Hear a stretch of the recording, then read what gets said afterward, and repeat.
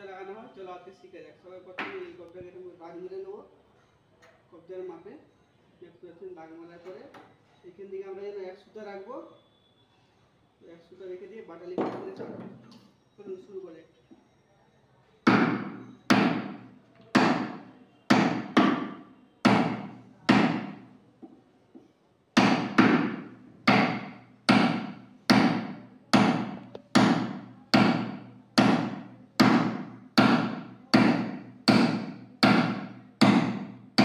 এটা কোপ মারা হয়ে গেছে। এবারে দু সাইডে মেলে নেবো, তারপরে ছাড়াবো।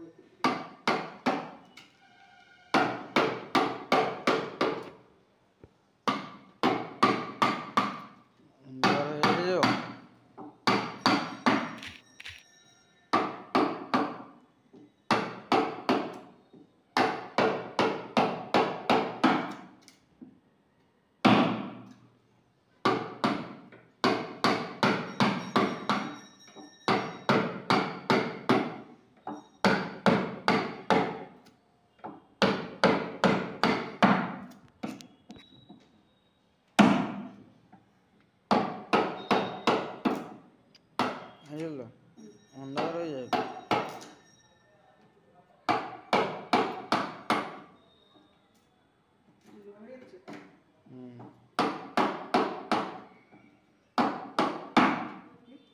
বন্ধ।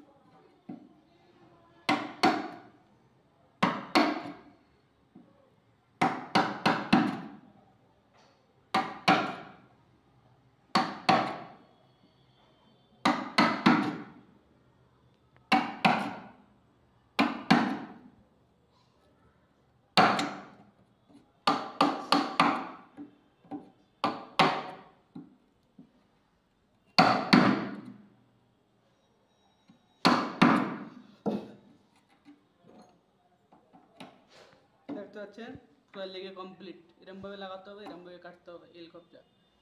ভালো লেগে থাকা চ্যানেলটাকে সাবস্ক্রাইব করো আর বেল আইকন থেকে দাবিয়ে রাখো। পরে কেমন স্ক্রু কেমন করে টাইট করতে হয় দেখাবো। বন্ধ করো। দেখতে পাচ্ছেন কেমন করে এল কবজা লাগাতে হয়। এরমভাবে ধরে এই যে কানা দেখা যাচ্ছে ছেদ, এখান থেকে ড্রিল মেশিন করতে হবে। আমার দুটা করে স্ক্রু টাইট করবো। এটা হলো এল কবজা, দেখতে পাচ্ছেন আপনারা। এবারে আমরা স্ক্রু টাইট করবো, আপনারা দেখতে পাচ্ছেন। অবশ্যই চ্যানেলটাকে সাবস্ক্রাইব করুন, অনেকদিন ভিডিও ছাড়া হয়নি, এবার থেকে কন্টিনিউ ভিডিও চলবে। দেখতে পাচ্ছেন আপনারা এরকম করে টাইট হবে। উপরে একটা কানা রয়েছে, এখান থেকে টাইট করতে হবে। এখানে লেগে গেছে অলরেডি, এখানে দেখানো হয়নি, ওই জন্য একটা দেখাচ্ছি আপনাদেরকে। অনেকে জানেই না কেমন করে লাগাতে হয়, তারা নতুন কাজ শিখতে এসছে। কাউকে যদি বলে এল কপি লাগাতে, তারা পারবে না লাগাতে, ওই জন্য এটা দেখাচ্ছি। তারা যেন শিখতে পারে, তারা যেন মিস্ত্রি হাতে মাছ যেন না খায়, তারা দেখে যেন বুঝতে পারে যে কেমনভাবে এল কপি লাগাতে হয়। একবার দেখে নিলে সবাই শিখে যাবে, কষ্ট লাগবে না শিখতে। চ্যানেলটাকে অবশ্যই সাবস্ক্রাইব করবেন। দেখতে পাচ্ছেন লেগে গেছে। যেমন এটা দেখিয়ে দিচ্ছি আপনাকে, দেখুন এখানে একটা স্ক্রু, এখানে একটা স্ক্রু আমরা লাগিয়ে দিয়েছি। দেখুন এরকমভাবে এল কবজা লাগাতে হয়। এখানে 100টা বিট রাখতে হয়, কারণ সানমাইকা লাগবে তো, ওই জন্য। দেখুন পুরো এল কবজা লেগে কমপ্লিট।